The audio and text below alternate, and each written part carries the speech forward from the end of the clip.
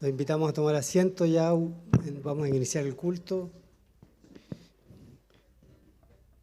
Y le damos gracias, ¿o no?, al Señor, porque Él es bueno, dice la Escritura, y para siempre es su misericordia.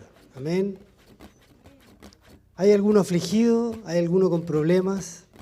Confía en el Señor y la iglesia ore, dice. ¿Hay alguno alegre? Cante, dice, salmos, alabanzas. Así que vamos esta mañana a iniciar el culto dando gracias al Señor porque nos da la oportunidad de estar una vez más acá, reunidos, hermanos. Y es un privilegio. A veces la vorágine de la semana, del trabajo, algunas preocupaciones, nos aleja y nos hace olvidar un poco de quiénes somos en Cristo Jesús. Somos sus hijos, amados, redimidos por el precio de su sangre, maravillosa. Amén. Vamos a orar, hermanos. Incline su rostro ahí donde está. Padre, le damos muchas gracias, Señor, esta mañana porque podemos estar acá reunidos como pueblo suyo, como iglesia suya, comprada a precio de sangre por su Hijo maravilloso, por los méritos de Jesús. Gracias, Señor, porque tenemos este privilegio de poder reunirnos, de poder agradecer, de poder cantar, de poder alabar su nombre. Lo hacemos con un corazón agradecido, Señor, porque muchas y muchas son sus misericordias sobre nuestras vidas, Señor. Gracias porque hasta aquí usted nos ha sostenido, Señor, porque la diestra de su mano está con nosotros, con su pueblo. Queremos esta mañana, Señor, con un corazón agradecido, Señor, alabar, cantar, glorificar su nombre, Señor. Para eso hemos venido, Señor, para glorificarle, para exaltarle, porque solo tú eres, Señor, santo, perfecto y maravilloso, Señor. A usted le alabamos esta mañana. Vamos a leer una escritura que está en Salmos 5, 11 al 12. Vamos a la lectura, búsquela ahí, hermano. Salmos 5, del 11 al 12. Si no lo tiene, se va a proyectar acá. Ya está. Gracias, Elías. Dice, ya está proyectado. Ok, hermano, vamos a leer la palabra del Señor. Les invito a ponerse de pie. Lo hacemos honrando su palabra. Ok. Vamos a leer juntos. Si no lo tiene allí, lo puede ver acá. Ok. Dice así, Salmo 5:11, que es la palabra de nuestro Señor. Pero alégrense todos los que en ti confían. ¿Quiénes se deben alegrar? Todos. ¿Usted confía en el Señor, hermano, hermana? Alégrese en el Señor. Den voces de júbilo para siempre, porque tú los defiendes. Hermano, tenemos un gran defensor de nosotros, la iglesia. Aunque acampe alguien malo contra usted, hermanos, el Señor es su escudo. El Señor es su gran defensa. El Señor es su roca. Amén. En ti se regocijen los que aman tu nombre, porque tú, oh Jehová, bendecirás al justo, como con un escudo lo rodearás de tu favor. Hermano, con esa conciencia, con un escudo, como con un escudo rodeado por el Señor, porque Él nos defiende, Él está con nosotros. En la angustia, en la tribulación, en el problema, vamos a reconocer esta mañana que Él es nuestro Dios, que Él es nuestro Señor, y le vamos a dar muchas gracias. Vamos a cantar con júbilo, con un corazón agradecido. Amén. Hermanos, que el Señor los bendiga.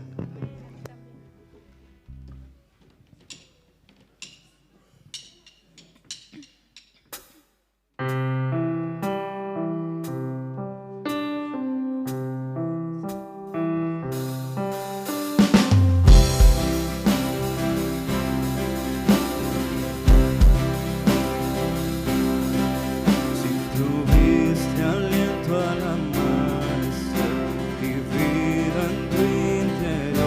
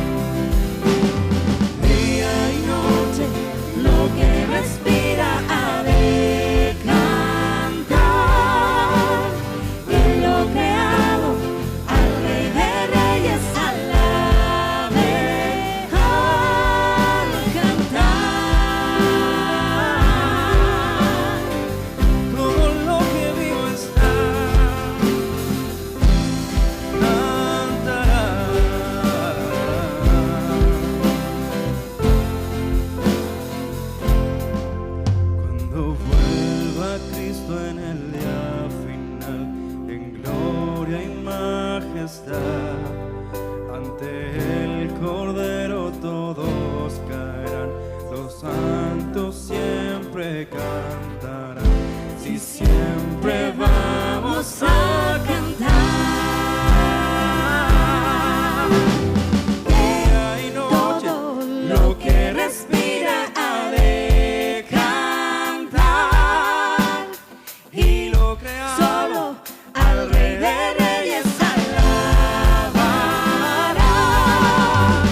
Día y noche, lo que respira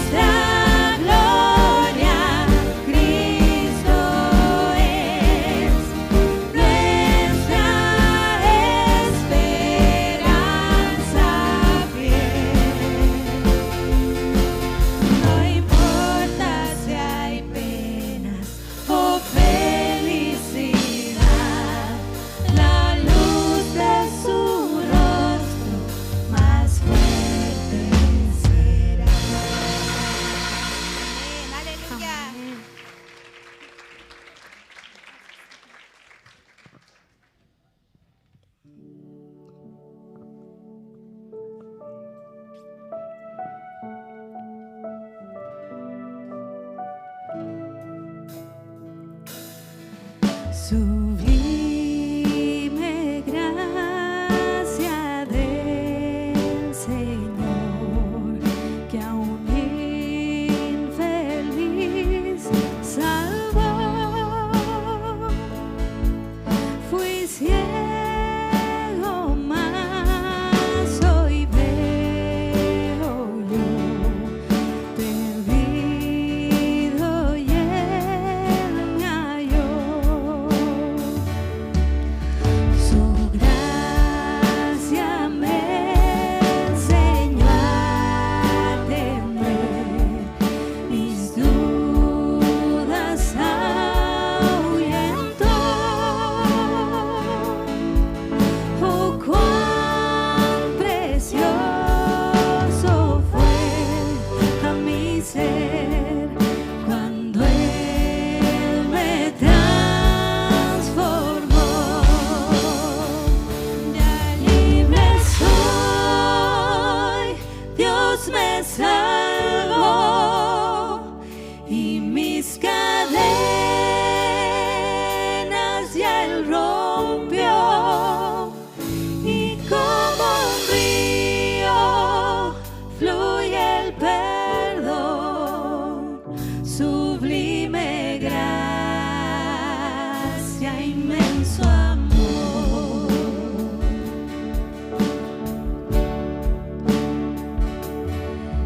En los peligros o aflicción que yo he tenido aquí, su gracia siempre me libró y me hará feliz. Y cuando en Sión por siglos mil brillantes cual sol, yo cantaré por siempre allí su amor que me salvó. Soy, Dios me salvó y mis cadenas ya Él rompió. Y como un río fluye el perdón, sublime gracia, inmenso amor. Ya libre soy, Dios me salvó y mis cadenas ya Él rompió. Y como un río fluye el perdón, sublime gracia, inmenso amor. Sublime gracia, inmenso amor. Cuán grande amor nos has dado, Señor, tu gracia, tu misericordia, Señor. Gracias te damos, Dios. Amados hermanos, le invito a que podamos leer la palabra del Señor que se encuentra en Gálatas 5:14, que dice: porque toda la ley en una palabra se cumple en el precepto: amarás a tu prójimo como a ti mismo. ¿Y cómo podrá ser el amor? Y este amor lo encontramos en la oración de Jesús, una muestra, un ejemplo de su amor que se encuentra en el capítulo número 17, versículos 22 al 23, que dice: la gloria que me diste les he dado, para que sean uno, así como nosotros somos uno, yo en ellos y tú en mí, para que sean perfeccionados en unidad, para que el mundo sepa que tú me enviaste y que los amaste, tal como me has amado a mí. En toda la palabra encontramos muchos ejemplos del amor, pero qué mayor amor que se ve reflejado en la relación entre el Padre y el Hijo, en el cual hoy en día nosotros como iglesia somos llamados a experimentar y deleitarnos y también transmitir, debido a que el Santo Espíritu mora en nosotros, en el cual sostiene a su iglesia, y si el Espíritu Santo está en nosotros, nosotros tenemos que transmitir el amor. Y estamos en la obligación, porque Él ya nos amó desde antes de la fundación del mundo. Y si tenemos a Cristo Jesús en nuestros corazones y que el Espíritu Santo nos da cada día el amor, tenemos que transmitirlo a todo el mundo, porque somos de Cristo, ¿cierto? Cristo Jesús, que es nuestro Señor y Dios, y a Él le adoramos y lo glorificamos en esta mañana.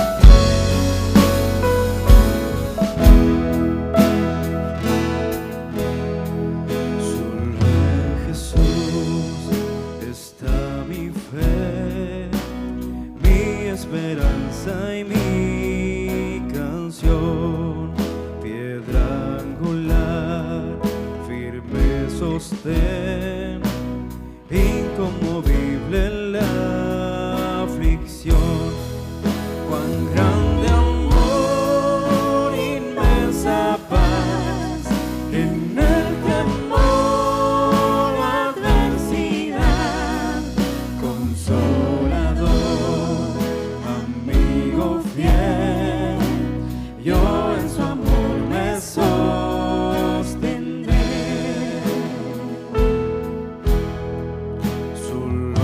Jesús, Hijo de Dios, quien se humilló por nuestro bien, Cordero de mi salvación, por este mundo herido fue, en una cruz fue a morir, y Dios mostró su gracia ahí, pues mi pecado Él llevó, en su aflicción vida me dio.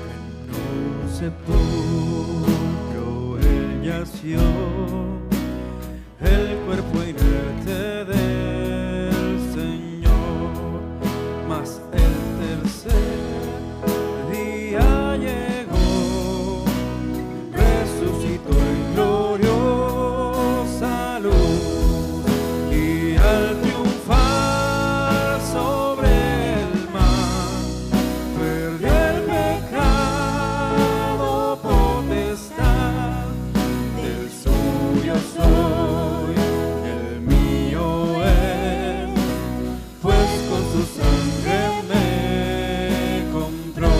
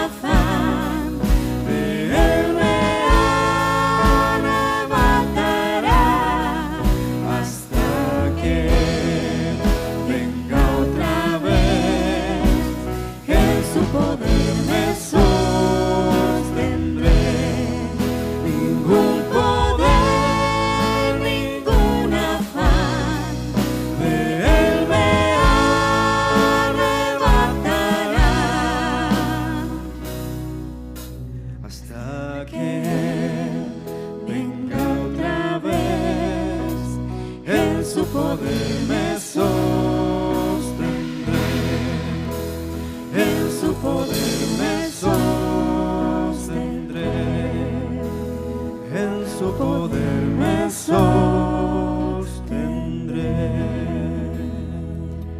Que nuestros ojos estén siempre puestos en ti, Señor, el autor y consumador de nuestra fe, Señor. Te amamos, te alabamos y exaltamos tu grandeza, tu poder, tu amor, tu gracia y tu misericordia, Señor. Precioso eres tú, Señor Jesús.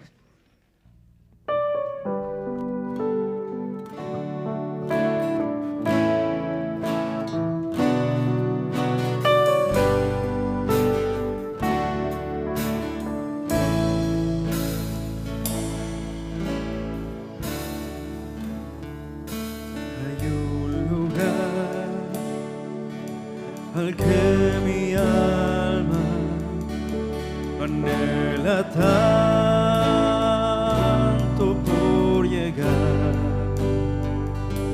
una ciudad donde hay descanso y gozo por la eternidad. Sé que pronto allá estaré, con mis ojos yo veré aquel que vino a rescatarme para llevarme allí con él. He aquí que la presencia del Señor mora en medio de los hombres que salvó. Ellos son su pueblo y en su eterno Dios. La ciudad de Dios es lo que anhelo yo.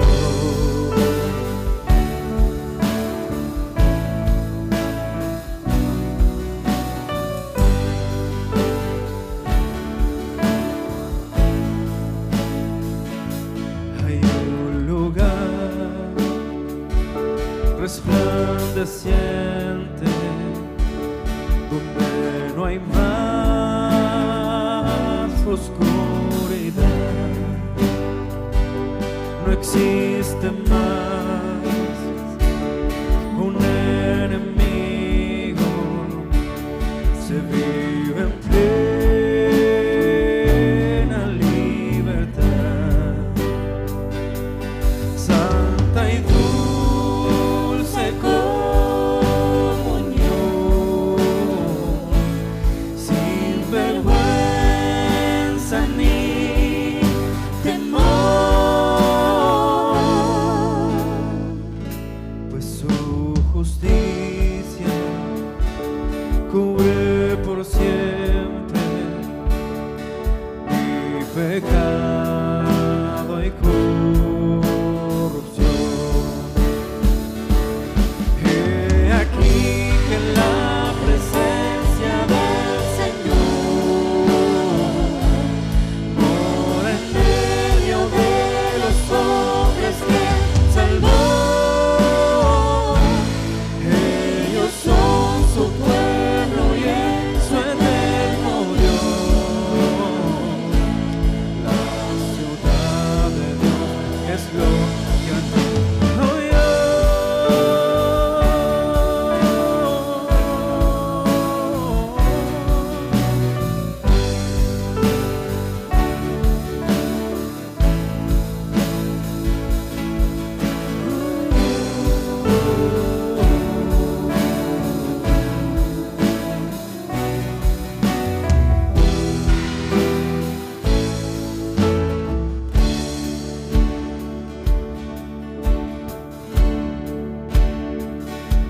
Hay un lugar donde su gloria satisface el corazón. recibiré la recompensa, me abrazará mi Salvador.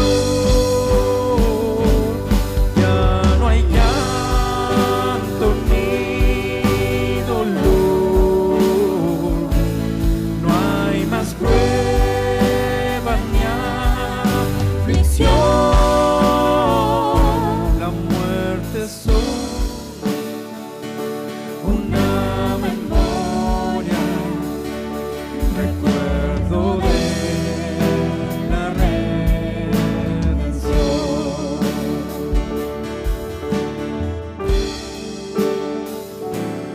He aquí que la presencia del Señor mora en medio de los hombres que Él salvó. Ellos son su pueblo y es su eterno Dios. La ciudad de Dios es lo que anhelo yo. La ciudad de Dios es lo que anhelo yo.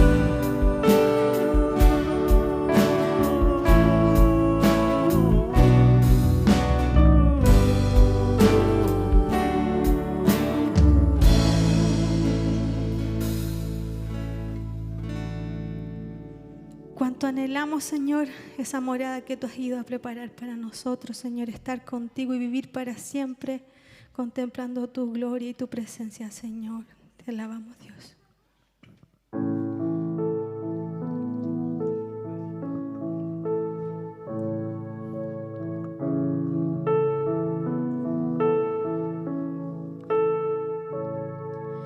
Prepara, oh Dios, mi corazón para recibir. Rompe el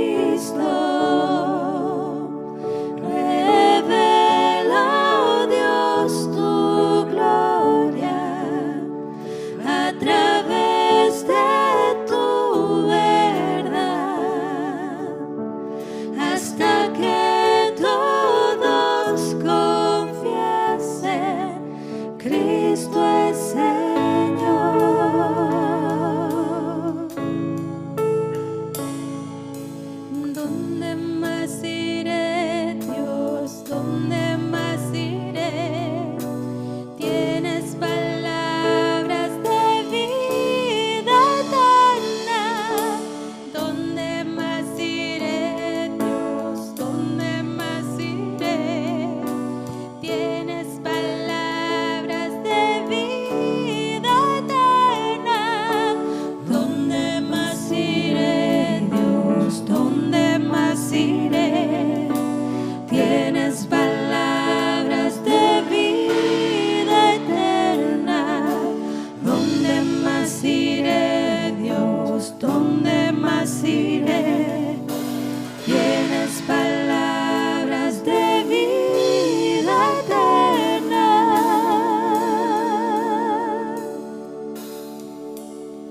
Muestra a Cristo,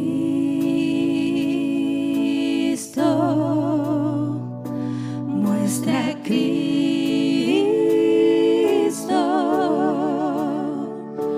muestra a Cristo,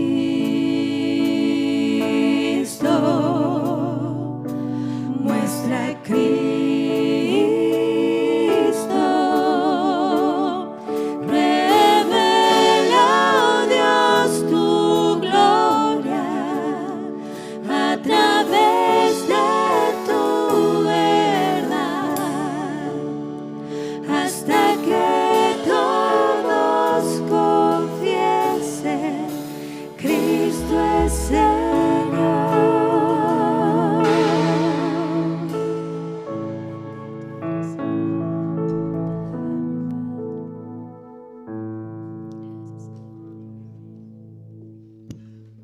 Gracias te damos, Señor, por esta oportunidad, porque podemos reunirnos, Señor, porque podemos juntarnos cada domingo para reconocerte, Señor, en este culto público, darte la gloria a ti, Señor, porque ninguno de nosotros, Señor, se merece la gloria que tú te mereces. Te damos gracias por esta posibilidad de orar, de cantar, de estar juntos, unánimes, reconociendo al Señor de señores, al Rey de reyes. Te damos gracias por esa posibilidad. Y también queremos orar como iglesia y pedirte para que tú puedas bendecir, Señor, las iglesias de nuestra ciudad, las iglesias de Santiago, de la región metropolitana, también de todo el país, Señor. Oramos para que también tú les des sabiduría, Señor, a aquellos que dirigen, Señor, las iglesias, a los que están apoyando, Señor, cada trabajo que se hace, Señor, con las iglesias. Oramos por ellos, Señor, para que tú puedas bendecirles. También oramos, Señor, para que tú puedas, Señor, traer más obreros, Señor, para la mies, entendiendo, Dios, que tú tienes piedad también del rebaño, Señor, y tú puedes enviar, Señor, obreros conforme a tu corazón, para que puedan cuidar, pastorear la iglesia, Señor. Queremos también orar como iglesia por los hermanos que están en formación y examinación de su llamado, por nuestros futuros oficiales, Señor. Te pedimos que tú bendigas, Dios, a nuestros hermanos, ayudar a sus familias, clarificar sus llamados. Danos también como iglesia, Dios, la gracia, la sabiduría para poder ayudarles, animarles, cuidarles. Y sobre todo, la capacidad de identificar con claridad a aquellos a quienes tú, Dios, has llamado. Oramos, Dios, para que nos permita ser una iglesia familiar, que te ame a ti, que ame a su prójimo, que también sea una iglesia que forme discípulos tuyos y que también que podamos, Señor, conectar a personas contigo mediante tu palabra, Dios, para que podamos amar y servir con un amor profundo, Señor, a nuestra comunidad. Que también como iglesia tengamos a Cristo como el centro de nuestras vidas, Señor. Queremos también orar, Dios, para que tú nos ayudes, para que como iglesia, Dios, podamos ser fieles a la predicación bíblica y a continuar con la misión que tú nos encomendaste, Dios, y que eso lo podamos hacer con gratitud, también con humildad, Dios. Oramos por nuestro pastor Jonathan, por su esposa Natalia, sus hijos, para que tú les bendigas, Señor, les guardes, les cuides.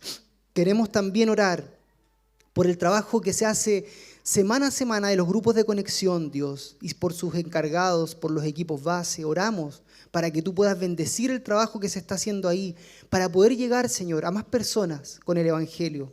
Oramos también por todas las personas, los hermanos, hermanas de nuestra iglesia que están sirviendo, que están apoyando distintas áreas de trabajo.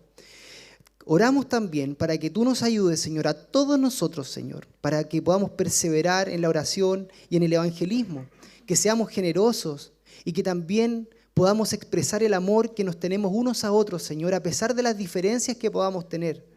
Queremos orar también por las misiones, Señor.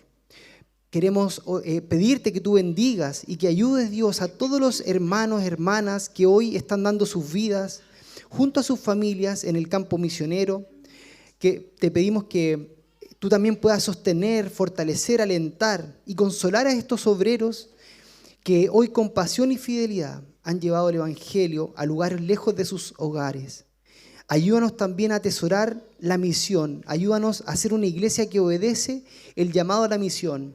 También oramos, Señor, porque como iglesia, mes a mes, estamos apoyando la familia del pastor Egimar en su proyecto en Nueva Zelanda, para que tú puedas bendecirlo en todo ese trabajo, Dios, en ese país, que es un país muy incrédulo, y sabemos que ellos están ahí con una gran labor de evangelio, en donde ya como iglesia, otro año más seguimos apoyándole mensualmente con un aporte, Señor.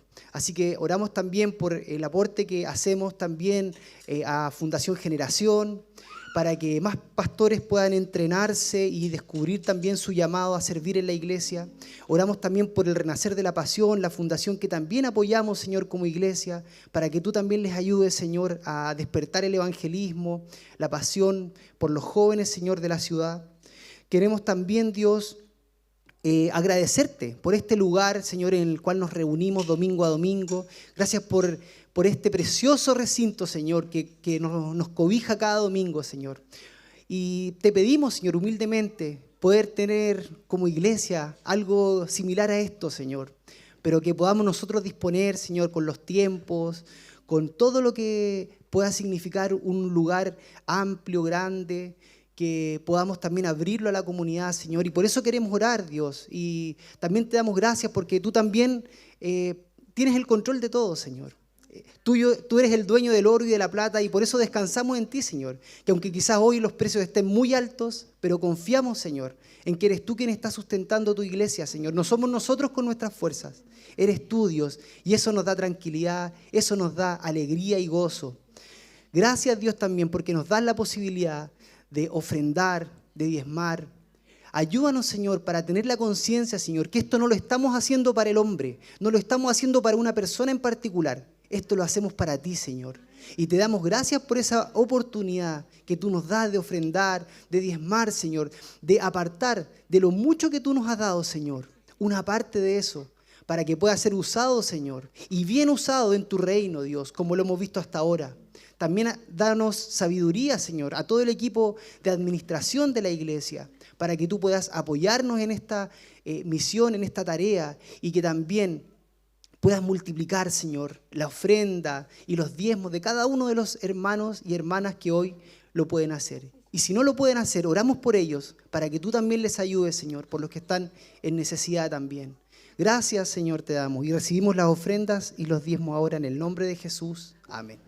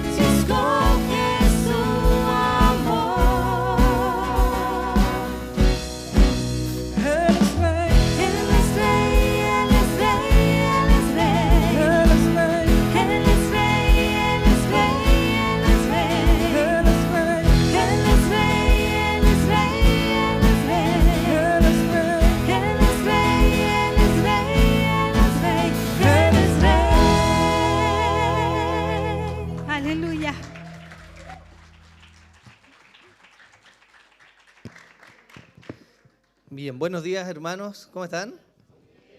Bien, qué bueno que están acá. Les voy a pedir que antes de que iniciemos la predicación podamos orar, como lo hacemos todos los domingos, por nuestros niños, por los maestros, maestras, y también para que el Señor nos ayude y nos sea provechoso este tiempo delante de su palabra. ¿Le parece? Oremos, Señor, te alabamos, Padre, te damos gracias. De nuevo nos permite estar acá delante de tu presencia, un domingo más en el día del Señor. Y queremos rogar, Padre, la guía de tu Espíritu Santo, Señor.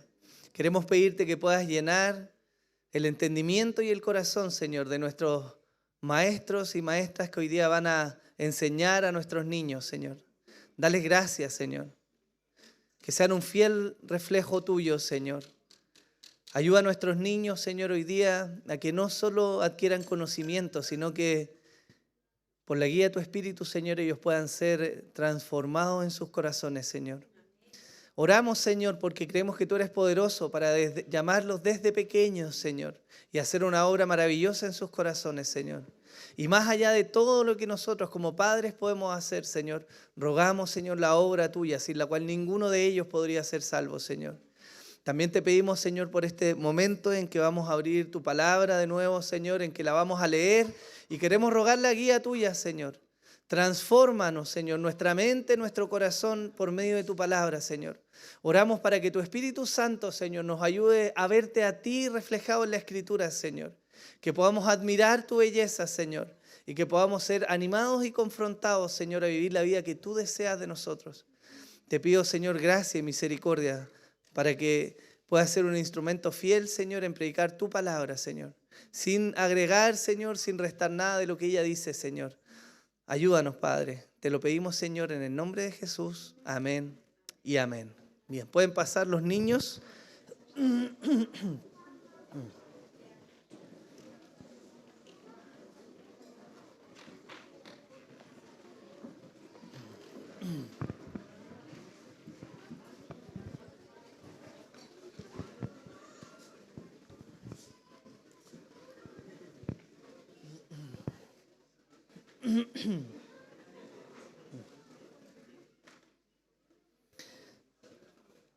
Bien, hermanos, les voy a pedir que por favor abran sus Biblias en el Evangelio de Juan, capítulo 13, y vamos a leer los versículos 33 al 35.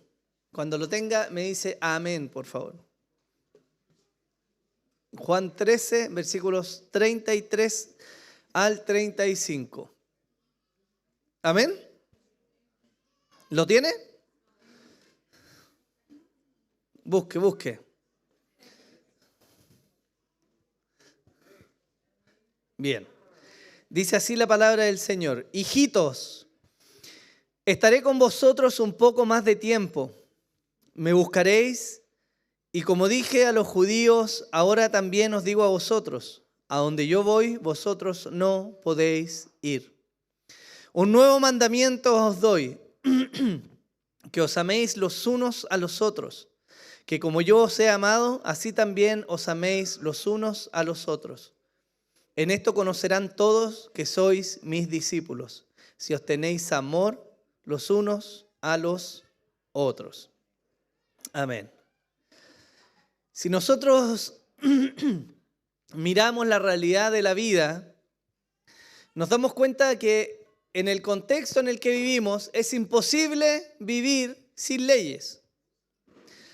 Hay leyes que regulan la convivencia social, hay leyes que regulan el tránsito, hay leyes que regulan distintas instancias en las cuales nosotros vivimos.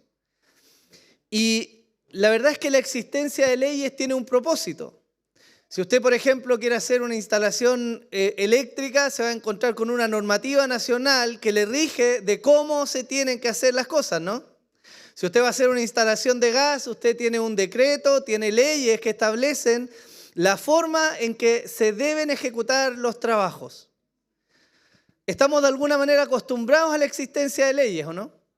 Y el corazón de la ley debiese ser siempre el velar o por el resguardo o por la comunión, si es el ámbito social, o por la realización de las cosas de manera correcta. Y fíjense que cuando nos enfrentamos a las leyes, nos damos cuenta que hay alguien que dicta las leyes y hay alguien que tiene que cumplirlas. Y es así de manera natural, ¿o no?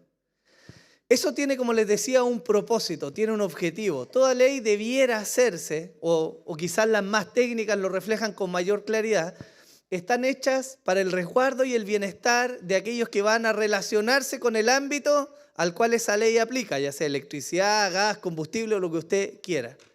Y fíjese que cuando nos enfrentamos a la Escritura, nos damos cuenta de manera muy particular que el Señor también ha dejado leyes.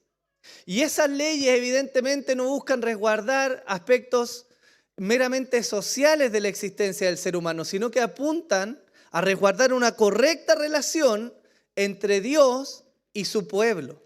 Pero además de eso, estas leyes también buscan mostrar al mundo cómo es este pueblo de Dios. Y he querido hacer esta introducción precisamente para abordar esto, porque el texto que acabamos de leer se centra en este nuevo mandamiento. Y este mandamiento nuevo, a la luz del contexto, vamos a verlo, tiene gran importancia para el desarrollo y la vida de la iglesia.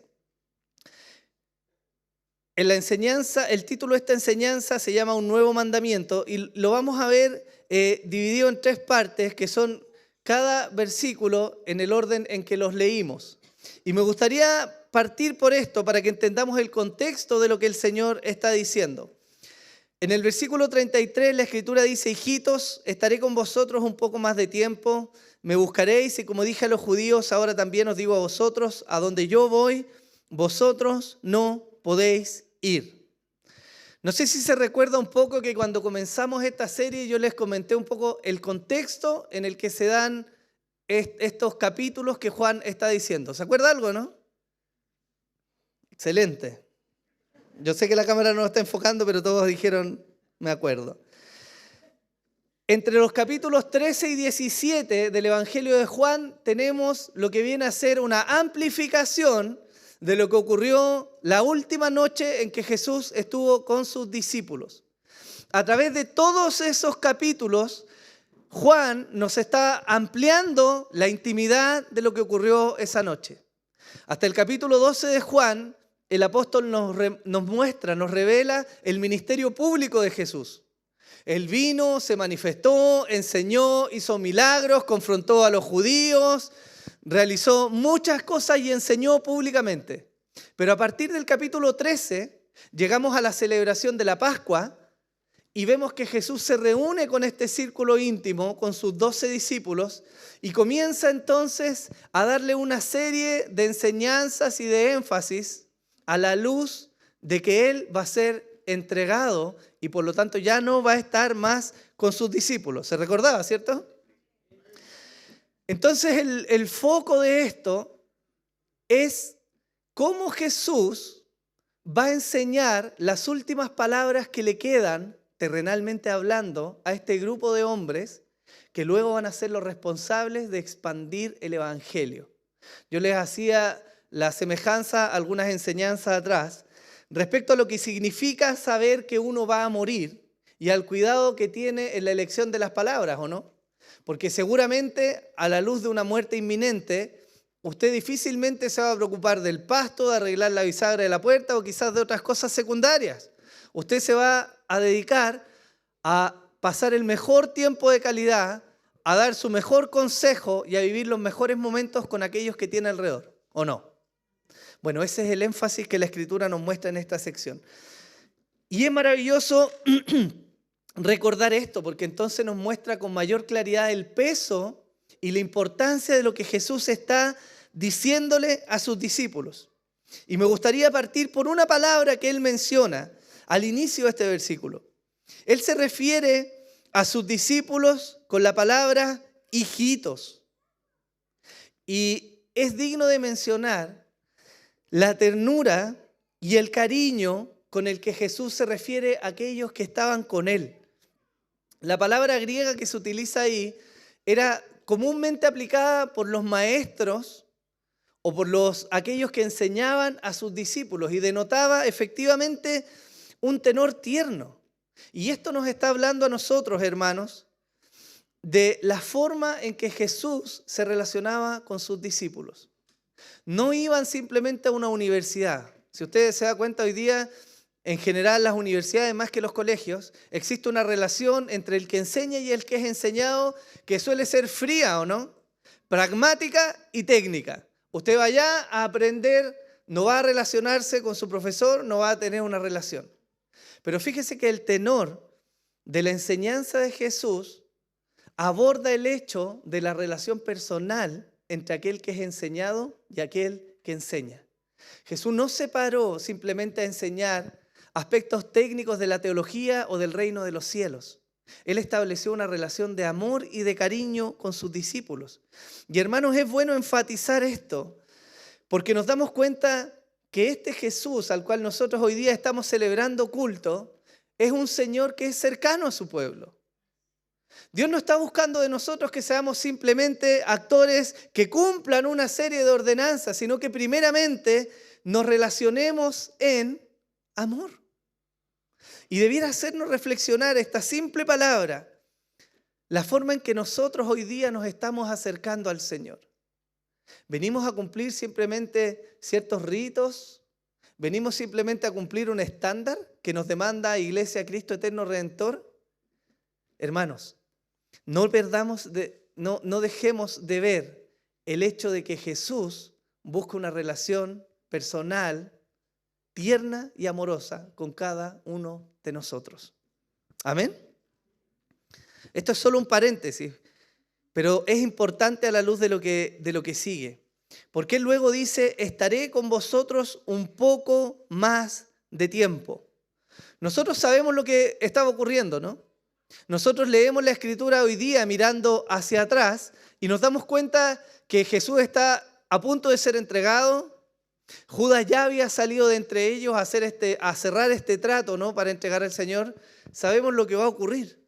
Pero si nos metemos en el texto, nos damos cuenta que los discípulos, a pesar de que Jesús les había dicho una y otra vez, a pesar de que habían estado con Él, y a pesar de que están celebrando este momento tan solemne, aún así no sabían lo que iba a ocurrir.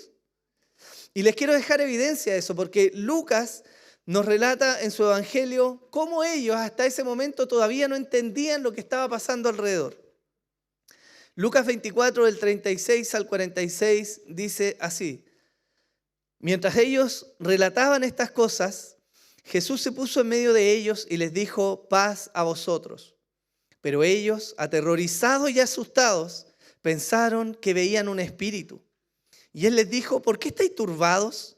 ¿Y por qué surgen dudas en vuestro corazón? Mirad mis manos y mis pies, que soy yo mismo. Palpadme y ved, porque un espíritu no tiene carne ni huesos como veis que yo tengo.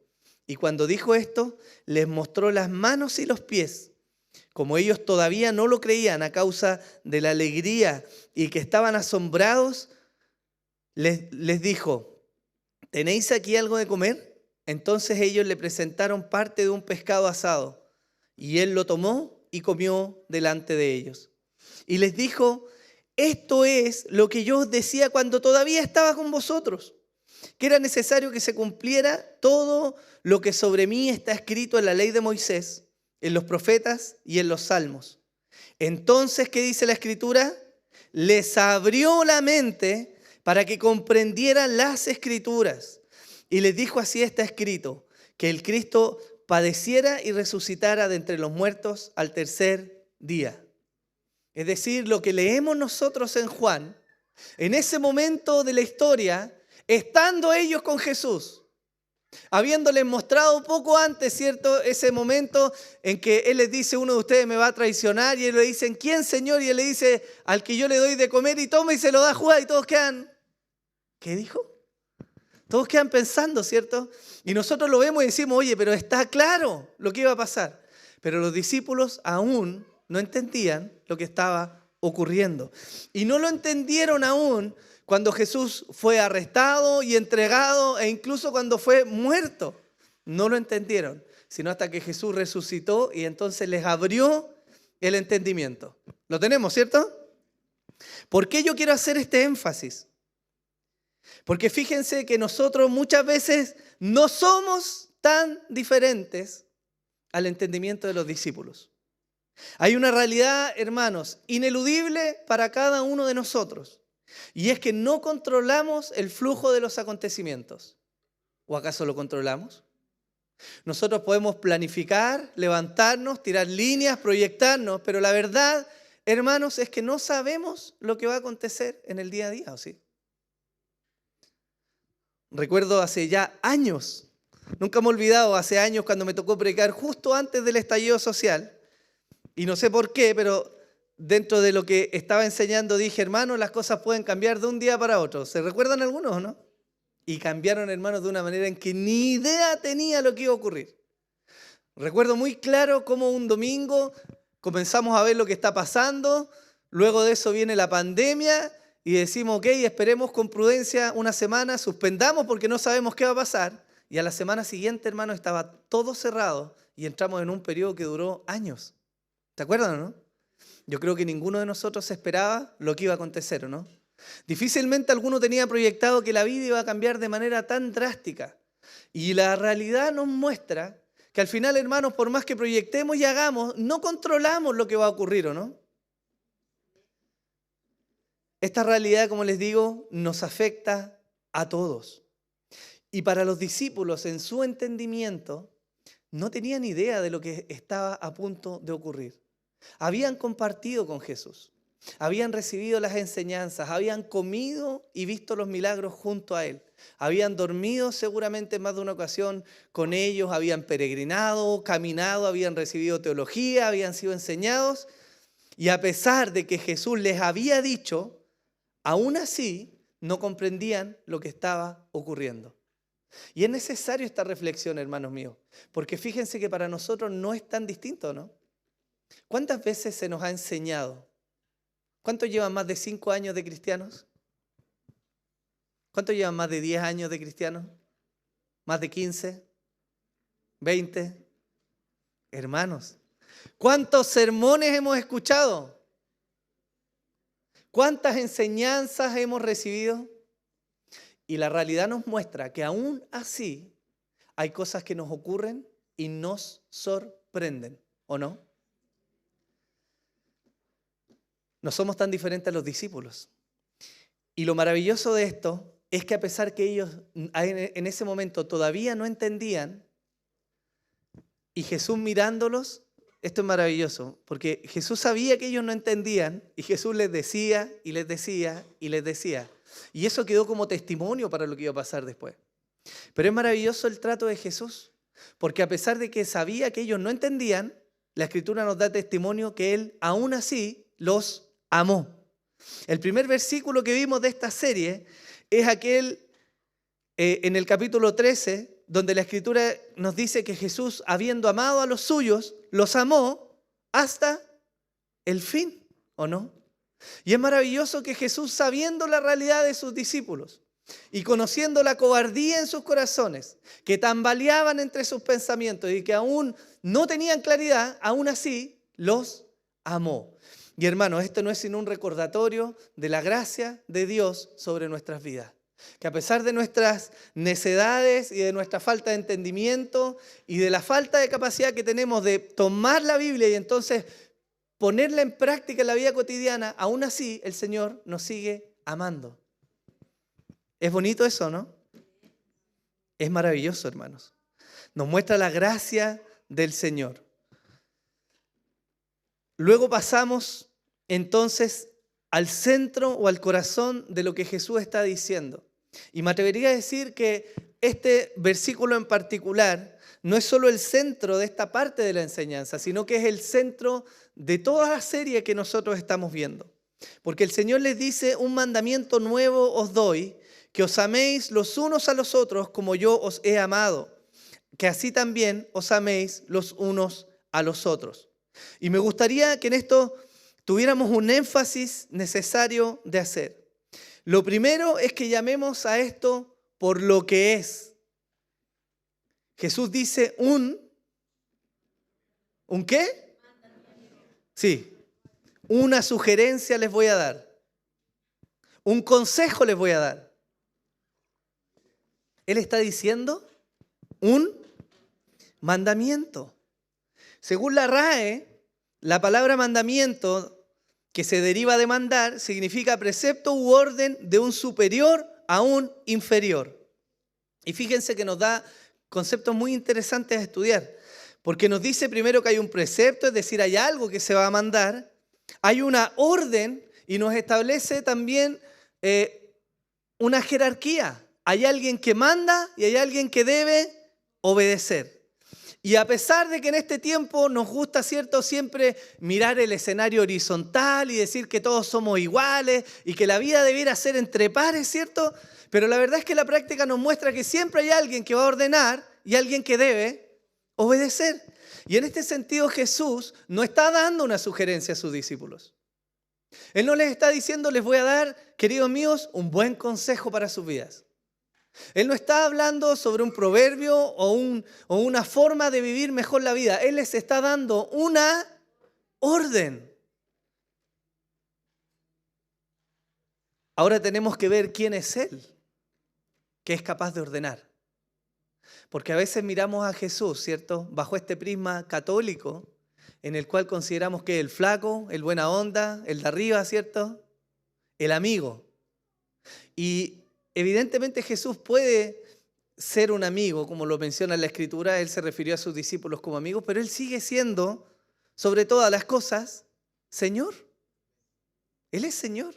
Lo que quiere decir que Él establece una relación con sus discípulos en la cual efectivamente hay compañerismo, hay amistad, hay convivencia, pero Él sigue siendo Señor.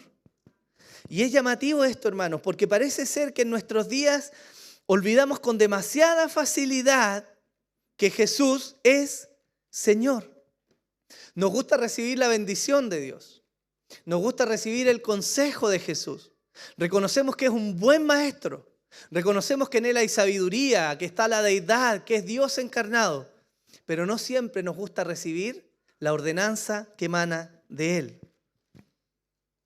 Mateo 7:21 dice, no todo el que me dice Señor, Señor entrará en el reino de los cielos, sino el que hace la voluntad de mi Padre que está en los cielos.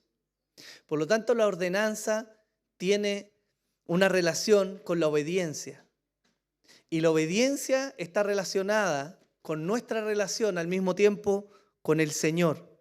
Es decir, si no obedecemos, no hay forma de entrar al reino de los cielos.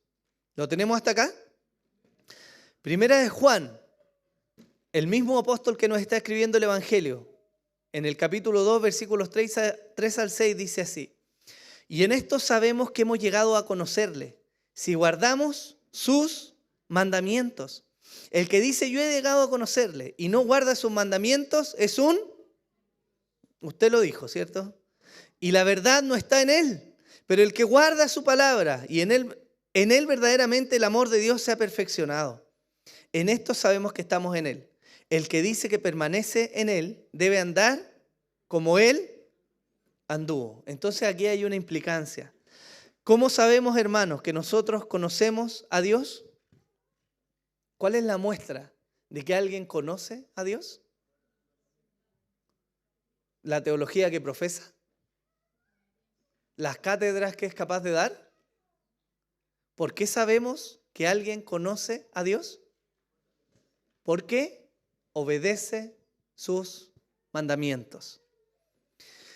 Hermanos, es posible que seamos cristianos fieles y aún así pequemos, fallando en obedecer al Señor en algunos momentos. Esa es la realidad nuestra, de todos. Pero es imposible ser un cristiano verdadero y llevar una vida completa de desobediencia al Señor. Lo voy a repetir. Es posible que seamos cristianos fieles y aún así pequemos y fallemos en obedecer al Señor en algunos momentos. Pero es imposible, hermanos, que seamos cristianos verdaderos y llevemos una vida de desobediencia al Señor. No son compatibles. Y Jesús, en estos últimos momentos, no está dando un consejo a los discípulos, Él les está dando una ordenanza. Él los está mandando. Y lo que Él les está mandando es fundamental para el desarrollo de la vida de la iglesia. Él les dice un nuevo mandamiento. Y yo no sé si a usted le hace ruido, pero la primera vez que uno lee esto, teniendo un poco más de bagaje en la Biblia, uno dice, espérate, ¿está raro esto? ¿Por qué un nuevo mandamiento de verdad? ¿No decía ya en el Antiguo Testamento algo muy parecido a lo que Jesús está diciendo, no? En Levítico 19:18 dice, no te vengarás ni guardarás rencor a los hijos de tu pueblo, sino que amarás a tu prójimo. Yo soy el Señor. ¿Qué está haciendo ahí Dios? Está ocupando un lenguaje que es imperativo, ¿no? Es decir, en el Antiguo Testamento ya les estaba diciendo, ustedes deben guardar esto que es el amor al prójimo. Y en Deuteronomio 6, 4 al 5 tenemos ese texto que dice, escucha, oh Israel, el Señor, nuestro Dios, es nuestro Dios, el Señor uno es. Amarás al Señor tu Dios con todo tu corazón, con toda tu alma y con toda tu fuerza. Y tenemos en esos dos textos que vienen del Antiguo Testamento reflejado de alguna manera lo que Jesús está diciendo, ¿no? ¿Por qué el Señor entonces dice que algo que es un nuevo mandamiento si en realidad ya lo teníamos escrito? Si nosotros nos damos cuenta y vamos a los 10 mandamientos manifestados en Éxodo, nos damos cuenta que los primeros 4 mandamientos están relacionados con el hombre y Dios. Y los 6 mandamientos que siguen están relacionados con el hombre y el hombre. Dicho de otra forma, Jesús dice en Mateo 22, 34 al 40, pero al oír los fariseos que Jesús había dejado callados a los saduceos, se agruparon. Y uno de ellos, intérprete de la ley, para poner la prueba, le preguntó, Maestro, ¿cuál es el gran mandamiento de la ley? Y él le dijo, amarás al Señor tu Dios con todo tu corazón y con toda tu alma y con toda tu mente.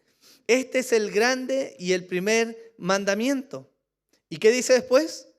Y el segundo es semejante a este. Amarás a tu prójimo como a ti mismo.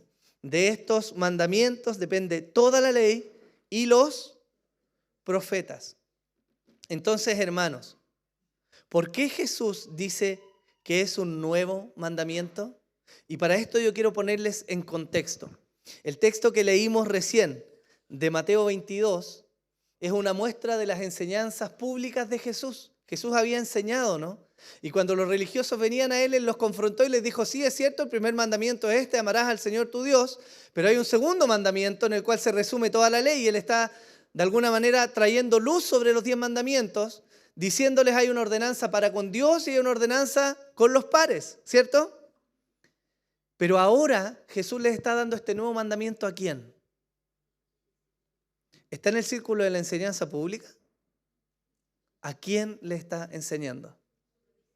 A los discípulos.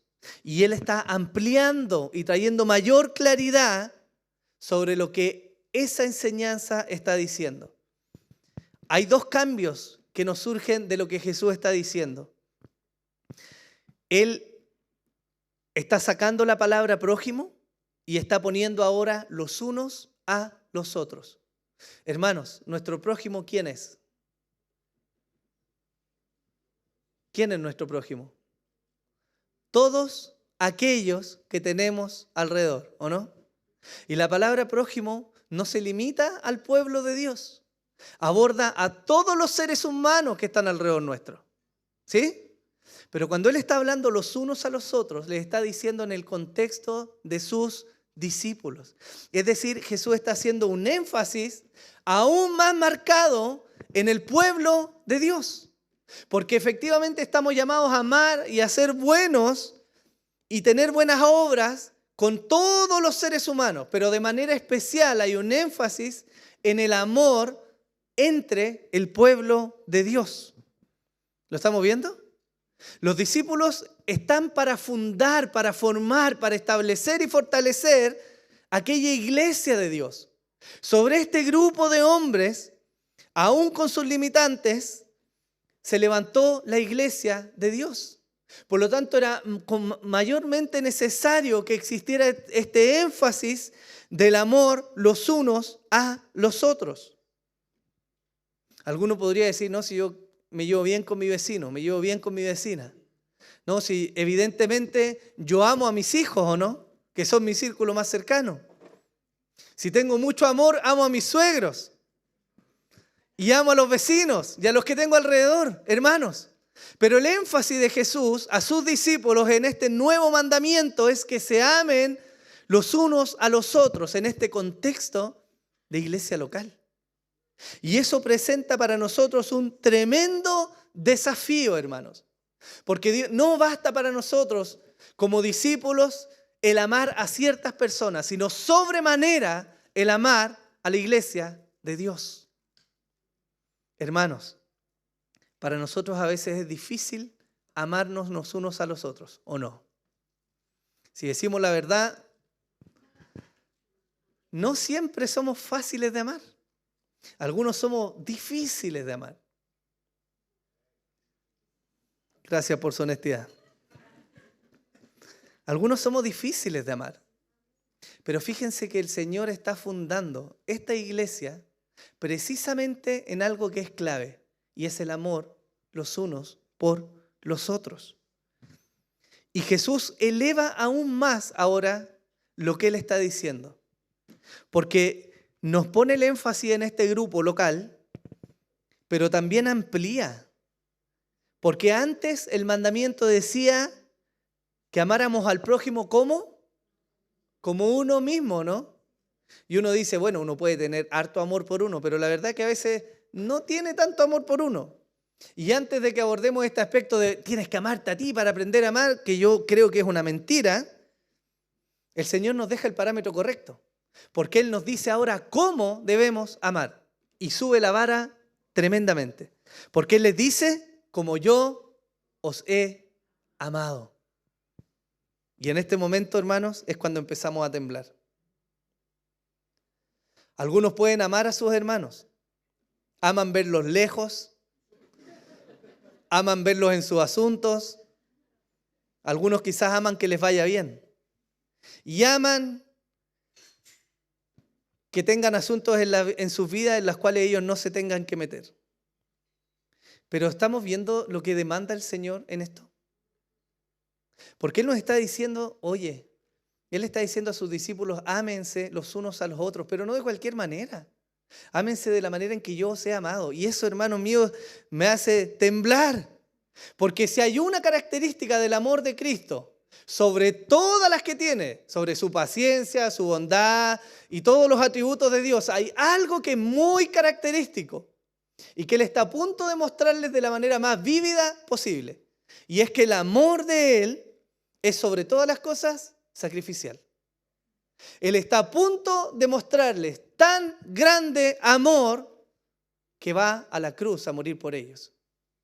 No solo los aguantó sus necedades e ignorancias, no solo aguantó a Pedro, ¿cierto? No solo aguantó a Juan y a su hermano diciendo, todavía no entienden, todavía te falta fe. No solo aguantó esos aspectos, sino que su amor fue más elevado y los amó al punto de morir en la cruz.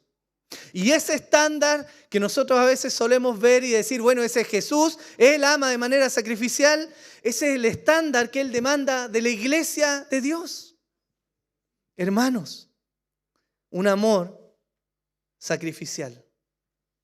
Ese grupo de cobardes que no lo entendía ahí, lo entendió luego. Y la historia nos da tremenda evidencia de lo que ellos llegaron a hacer. La tradición nos muestra que Pedro murió crucificado al revés, diciendo él en su lecho de muerte que no era digno de ser crucificado como su Señor. Andrés fue crucificado y azotado y agonizó por 2 días, dice la tradición, en los cuales predicó hasta su muerte. Juan murió de anciano, de viejo, y murió de viejo porque Dios lo guardó cuando lo intentaron quemar vivo. Santiago o Jacobo fue asesinado con una espada. Bartolomé, que es Natanael, se dice la tradición que fue desollado vivo. Felipe fue ahorcado. Tomás fue atravesado con una lanza. Mateo, el autor del Evangelio, murió también a través de una espada. De Santiago, algunas fuentes indican que fue apedreado y luego fue azotado con un garrote en la cabeza y perdió la vida. De Judas, no el Iscariote, se nos dice que fue crucificado y atravesado con flechas. De Simón el celote se nos dice que fue crucificado, y de Pablo que fue decapitado. Hermanos, y todos ellos tuvieron en común que dieron sus vidas y vivieron por amor a la iglesia. Cada uno de ellos, como su Señor lo había hecho, regaron con sangre el crecimiento de la iglesia. Y es la muestra más clara de que entendieron el patrón. Hermanos, los discípulos estamos llamados a amar. Y no un amor de nuestra comodidad, sino un amor que implica sacrificio. No hay forma en que el reino de los cielos crezca, si no es por el sacrificio de aquellos que están llamados a componer ese pueblo. Bien nos dice la Escritura y nos da evidencia que si el grano no cae a tierra y muere, no puede llevar fruto, ¿no? Y el Señor Jesús es el primero o la primicia en mostrarnos la magnitud de ese sacrificio. Pero la historia desde ahí, hermanos, está regada de hombres y mujeres que con sus vidas hicieron progresar el avance del reino de los cielos, ¿o no?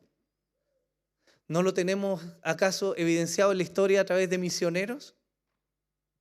¿No nos muestra Jim Elliot, por ejemplo, cuando fueron al Ecuador y dieron sus vidas sin ver ningún fruto? Y eso redundó en la conversión de aquellos. ¿No tenemos evidencia de Adoniram Hudson y otros misioneros que dieron sus vidas en el campo? ¿Y no estamos nosotros mismos hoy día sustentados en el sacrificio de hombres y mujeres de Dios que creyeron al Señor y amaron a tal punto a la iglesia que se sacrificaron por ellos? Debiera ayudarnos el Señor a hacer desaparecer de nosotros ese lenguaje o ese pensamiento. Otro lo va a hacer. Que otros se gasten. No es necesario, no. Si, hermano, no somos fanáticos, no hay que gastarse por Dios. Pero ese es un mensaje diabólico, hermano. Es un engaño de Satanás. Porque la Biblia dice que el Señor nos llama a amar con un amor sacrificial. Lo que quiere decir que entre nosotros no debiéramos desanimarnos en dar nuestra vida por el Señor, todo lo contrario. Debiéramos animarnos, porque la recompensa es grande, ¿o no? Si hay algo que Dios aborrece y algo que a Dios no le agrada es cuando nosotros desanimamos a nuestros pares. Y parece ser que el mundo ha entrado mucho hoy día en la iglesia cristiana, llevándonos a decir que es mejor vivir una vida como todo el mundo la está viviendo, que hay que alejarse de los sacrificios, que hay que tener su espacio personal. Sin duda, hermanos, cada uno tiene su vida y su casa, pero hermanos, no estamos llamados a desanimarnos con eso. Acuérdense lo que hizo el Señor con este grupo de espías que fue a ver la tierra prometida. ¿Se acuerdan o no? Hoy la tierra prometida es maravillosa, hay un fruto que es tremendo. Miren, trajimos una evidencia, pero hay gigantes, pero hay ciudades fortificadas. Y ellos desanimaron y Dios se enojó con ese pueblo por desanimar a sus hermanos. Y parece ser que entre nosotros muchas veces nos decimos, no, si no es necesario sacrificarse tanto. Oye, pero no te gastes tanto, deja que otros se gasten también. Hermano, ciertamente hay un grado de convicción personal en el sacrificio que cada uno va a hacer por Cristo. Y nosotros no estamos como iglesia para imponer ese grado de sacrificio. Dicho más claro y para que quede evidencia, no les voy a obligar a sacrificarse, pero sí les voy a exponer que todo aquel que ama sinceramente a Jesús, entonces se va a sacrificar voluntariamente por amor de Él y de la iglesia que Él ama. Pablo nos dice en Romanos que nuestro cuerpo sacrificado es el sacrificio racional. Eso es lo racional para nosotros. Eso es lo racional para el pueblo de Dios. Entregarse a servir al único Dios verdadero. Si nosotros estimamos nuestra vida como muy valiosa, entonces nuestros hechos van a evidenciar que el Señor no es quizás realmente nuestro Señor. Pero cuando comprendemos la ganancia del cielo y de la gloria que viene, entonces le aseguro que usted va a estar dispuesto a renunciar a su vida. ¿Amén? Y le estoy hablando de esto que implica renuncia a la vida y que parece duro, porque fíjense que amar a la iglesia de Dios es difícil, ¿o no? Porque no somos moneditas de oro, hermanos. No todos nos caemos bien. No todos somos fáciles de soportar. Pero la demanda de Dios sigue estando ahí, morir o no. Y fíjense que cuando tenemos el amor como premisa, entonces se va a cumplir lo que habíamos visto antes en los libros de sabiduría, que es mejor pasar por alto la ofensa o no. ¿Sí o no? Si nosotros queremos evidenciar la vida de Dios en nosotros y queremos vivir como Dios manda y disfrutar de Dios, entonces evidentemente va a haber un grado de sacrificio en nosotros. Y ¿saben qué? No es tan ajeno a la vida diaria, porque los padres se sacrifican por sus hijos, ¿o no? ¿O no? ¿O acaso me va a decir que usted se levanta con una sonrisa de oreja a oreja a las 3 de la mañana cuando el niño está atacado llorando y le corta el sueño, ¿no? ¿O usted se sacrifica y trabaja y se gasta y ahorra para sus hijos con todo el deleite del mundo? ¿No significa eso desgaste a veces, sufrimiento, frustración? De alguna manera la familia nos muestra un modelo natural en el cual nos gastamos. Pero la Escritura viene hoy día y nos evidencia y nos deja testimonio de que ese amor sacrificial es lo que Dios busca para nosotros. Si ese amor sacrificial no hubiera estado en los discípulos, no estaríamos acá. Ninguno de nosotros. Porque por ese amor, Pablo, Pedro y los discípulos se gastaban y asumieron azotes y fueron perseguidos e insistieron en predicar. ¿Sabe qué movió eso? Primeramente, el amor al Señor. Entonces, hermanos amados, no solo el pastor es el que debe amar al rebaño de Cristo. No solo los diáconos están llamados a servir a sus hermanos. Y no solo los miembros formales deben amar a la congregación, sino que todos y cada uno de los hijos del Señor debe amar sacrificialmente a la iglesia que Él ama. ¿O no? Hermanos, ¿se imagina que usted, esto quizás pasa en la vida, pero se imagina que usted por algún motivo de la vida vio truncado su matrimonio y se une con otra persona que tiene hijos? Y usted viene y le dice, yo te voy a amar a ti, pero no voy a amar a tus hijos. ¿Qué le diría eso respecto al amor de esa persona? ¿Es un amor honesto? ¿Es un amor sincero? Porque cuando yo amo, entonces aprendo a amar lo que esa persona ama, ¿o no? Que es la base del amor. Entonces es imposible que yo ame al Señor si no amo a la iglesia que Él ama.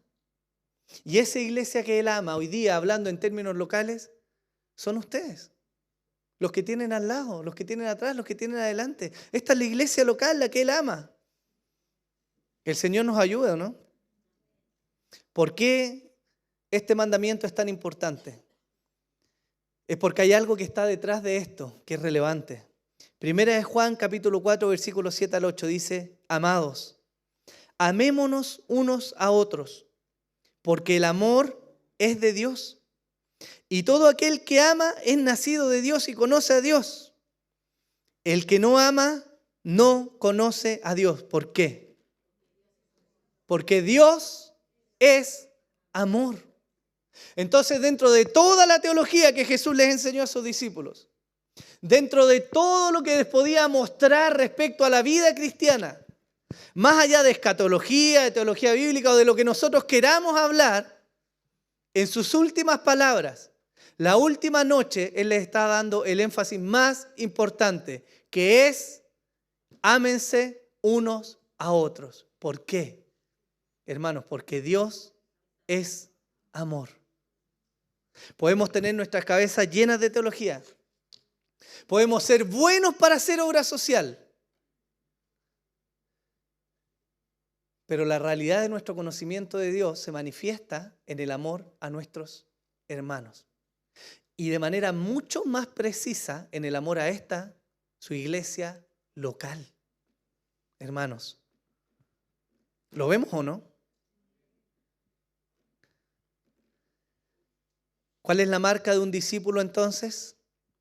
En esto conocerán todos que sois mis discípulos, si os tenéis amor los unos a los otros.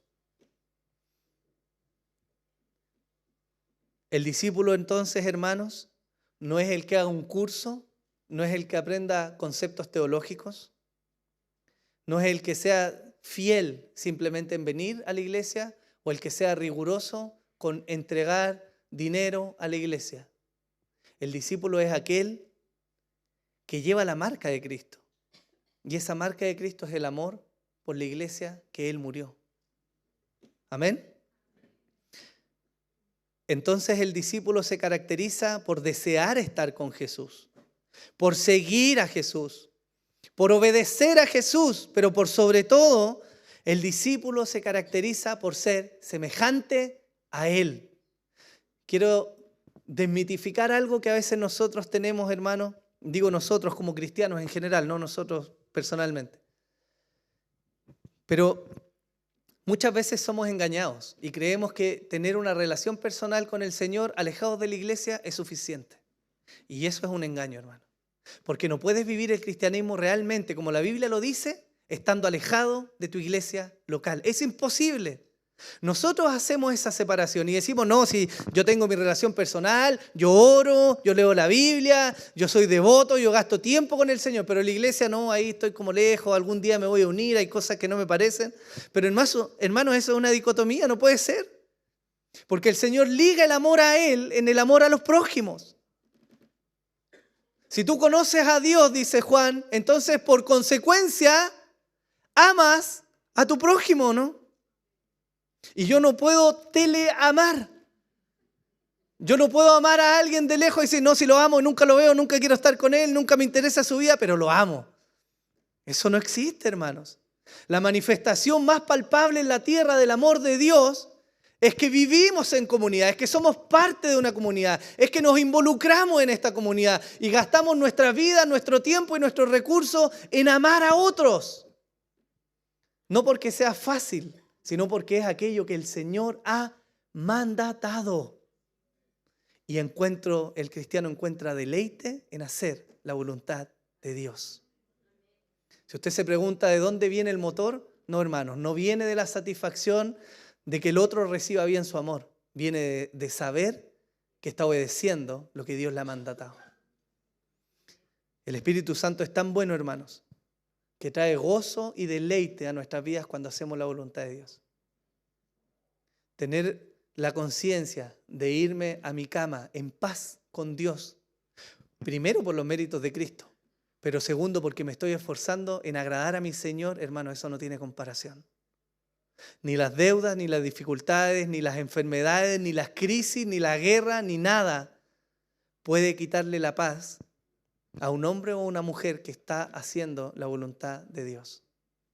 Ahí se cumple la palabra que Él dijo, yo estaré con vosotros todos los días hasta el fin del mundo, ¿o no? Pero fíjense cómo los engaños de este mundo y la tergiversación de la palabra nos privan o nos restan de experimentar a Dios a través de la iglesia local. Hermanos, ¿no pasa a través de la iglesia local a veces que escuchamos el testimonio de alguien y somos animados? ¿O no? ¿O no ocurre en el contexto de iglesia local que a veces vemos el sufrimiento de una familia y nos damos cuenta que estoy reclamando por puras tonteras? ¿Le ha pasado? A mí me ha pasado muchas veces. Mi señora puede evidenciar que el Señor me está ayudando a no quejarme. Pero a veces uno se queja por tonteras, hermano, y hay otros que de verdad lo están pasando mal, ¿o no? Y eso no lo vemos si no estamos en la vida comunitaria. Es cierto que Dios nos consuela, nos anima y nos fortalece en la comunión personal. Pero no es menos cierto que Dios también nos consuela, nos anima, nos fortalece, nos provee, nos exhorta a través de la vida comunitaria, ¿no? Y eso es una realidad que nosotros no podemos perder de vista.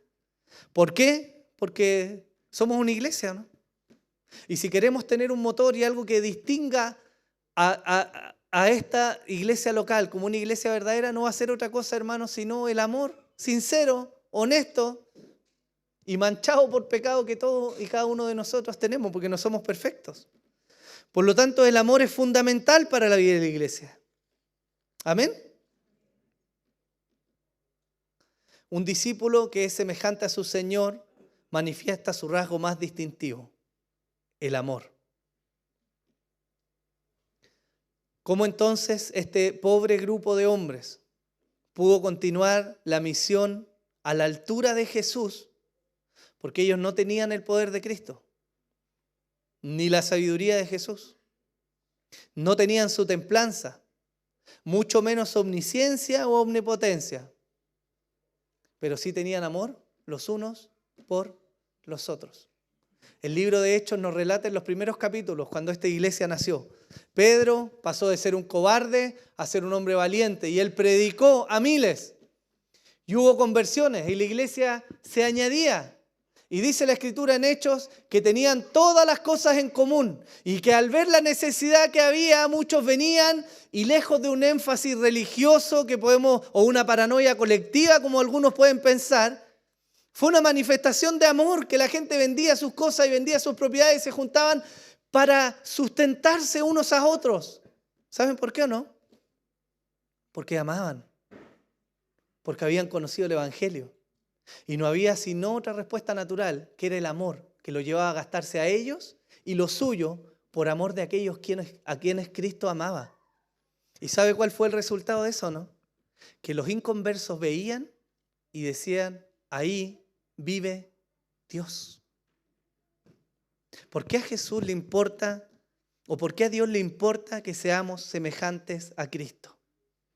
Más allá de que seamos embajadores en la tierra, es porque es una forma de testimoniar quién es Dios. ¿Amén? Terminamos con esto. No podemos tener un amor sincero sin una relación honesta con Cristo. Primera de Juan 4:8 dice, el que no ama no conoce a Dios. ¿Por qué? Porque Dios es amor. Entonces, hermanos, si queremos ser perfeccionados en el amor, lo primero que debemos hacer es mirar a Cristo y relacionarnos honesta y profundamente con Él. Porque no hay amor que emane de nuestra naturaleza corrupta, sino más bien el amor que emana de la comunión con nuestro Dios. Amén. Ser llenos de amor es algo que debemos buscar.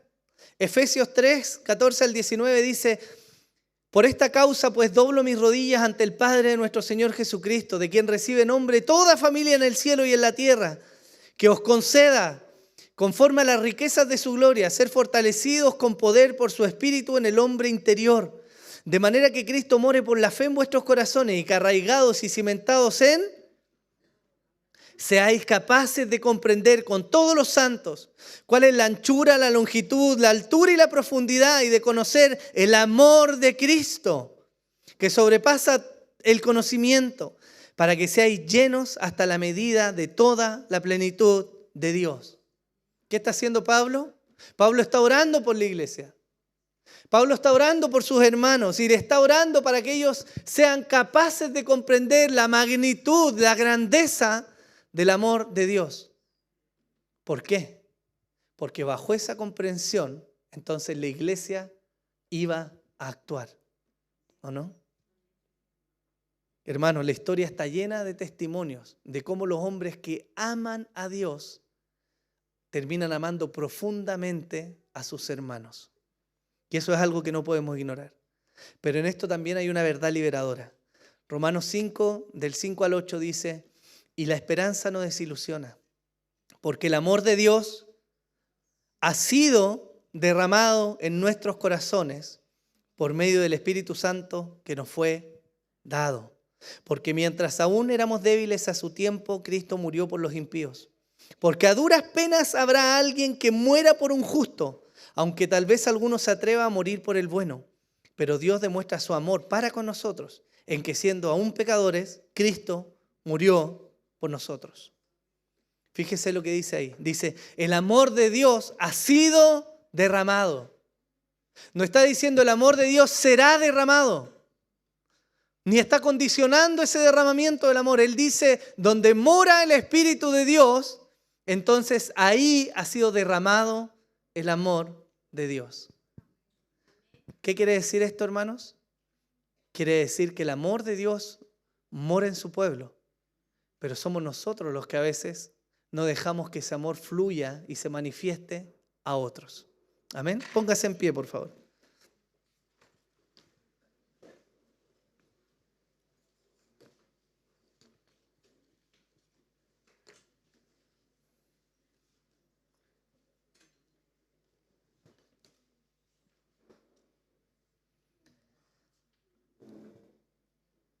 Hay muchas formas en que nosotros podemos manifestar el amor. En el matrimonio quizá se da a través de invitar a alguna cena, de apartar un tiempo especial, de llevar una flor, de ser preocupado, ¿no? Y en la iglesia local las manifestaciones de amor también son muchas. Pueden ser a través de su servicio, de sus ofrendas, de sus diezmos, de su compromiso. Y la verdad es que en cómo vivimos el amor del Señor tiene múltiples formas de expresarse. Y es maravilloso porque también nos muestra la variedad y la multiplicidad de dones que hay en el cuerpo de Cristo, repartidos entre la iglesia. Pero yo les quiero animar, hermanos, a que como motor principal de la vida y el amor en la iglesia tengamos primeramente la comunión con el Señor. Porque es la primera y más grande evidencia de cómo estamos viviendo el cristianismo. Y el Señor ha prometido ayudar a su pueblo, ayudar a su iglesia, depurar nuestros corazones y sobre todas las cosas glorificarse aún más cuando hay un pueblo que quiere obedecer su voluntad. Y hermanos, el amarse unos a otros no es voluntario, es un mandamiento. Oremos al Señor. Padre, queremos orar, Señor, y darte gracias por tu misericordia y tu fidelidad, Señor. Primeramente, Señor, porque viendo mi vida y mis capacidades, Señor, me es imposible que ame a tu pueblo como tú lo amas, Señor. Es imposible que dado mi condición pecaminosa, Señor, mi egoísmo y tantas cosas que viven en mí, pueda amar a tu iglesia como tú demandas, Señor. Pero es maravilloso ver tu sacrificio en la cruz, Señor. Y cómo animas y fortaleces y guías a tu pueblo en la vida diaria y en la expresión del amor unos con otros, Señor. Mi oración, Señor, es que nos ayudes a amarnos como la Escritura manda, Señor. Ayúdanos, Señor, a valorar las vidas que tenemos al lado nuestro, Señor. A ver tu gracia manifestada, Señor. A verte a ti reflejado en mi hermano y en mi hermana que está alrededor mío, Señor. Ayúdanos a ser conscientes, Señor, de cuánto tú amas a esta tu iglesia local. Ayúdanos a ser conscientes de cuánto tú nos amas a nosotros, Señor. Para que entonces, Señor, no sea gravoso el que nosotros entreguemos nuestras vidas como una ofrenda a ti. Y podamos amar de manera sincera, honesta y visible a aquellos que tenemos alrededor. Ayúdanos, Señor, a ser esa iglesia, Señor, esa iglesia que tiene por sobre todas las cosas el sello del amor, que es conocida porque se aman, Señor, con un amor honesto, verdadero, Señor, y sacrificial. Danos gracias, Señor, para vivir el Evangelio, Señor, y acompáñanos en el camino de nuestro peregrinaje, Señor, hasta que lleguemos ahí a esa gloria eterna, maravillosa, de la cual cantábamos hoy día, Señor. Entonces miraremos atrás, Señor, y todo habrá valido la pena, Señor, todo sacrificio y toda negación, con el fin de haberte ganado a ti, Señor. Te damos las gracias, Señor. Rogamos tu bendición, Padre, en el nombre de Jesús. Amén y amén. Que el Señor les bendiga, mis hermanos. Antes de que nos vayamos, tenemos algunos avisos.